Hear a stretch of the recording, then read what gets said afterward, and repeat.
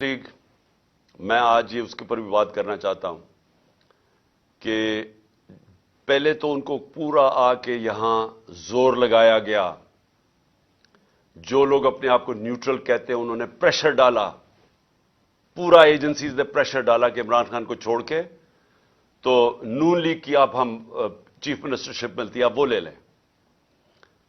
हमारे लोगों को, एमपीज को जब ये वोट ऑफ कॉन्फिडेंस आनी थी उन सबको कहा गया, बुला बुला के चुन चुन के लोगों को, सबको नहीं चुन चुन के लोगों को कहा गया कि आप छोड़ें। इमरान खान के ऊपर कांटा डाल दिया गया, अब नून लीग जाएं, आपने वोट नहीं डालनी।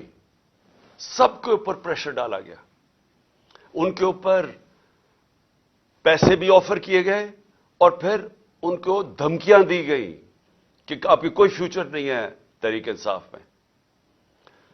चौधरी परवेज इलाही को मैं आज दाद देता हूं, उनको और उनके बेटे मुनिस इलाही को, कि उन्होंने इन सारी धमकियों के बावजूद, पूरा जोर लगाने के बावजूद उनको कहा हम आपके ऊपर करप्शन केसेस कर देंगे, हम आपको छोड़ेंगे नहीं।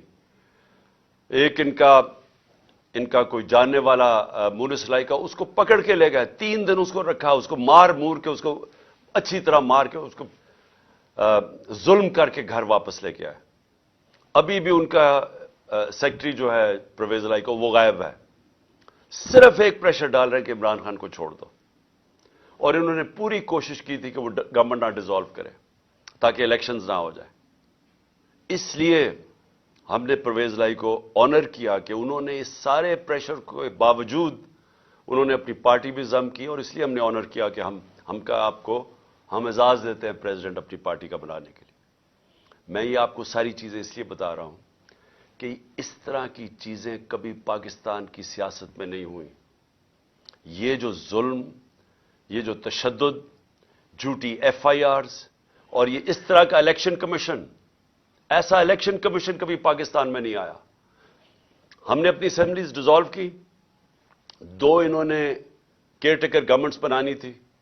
हमने वो नाम दिए जो कि सारों को एक्सेप्टेबल थे, वो नाम जो क्रेडिबल थे, जिन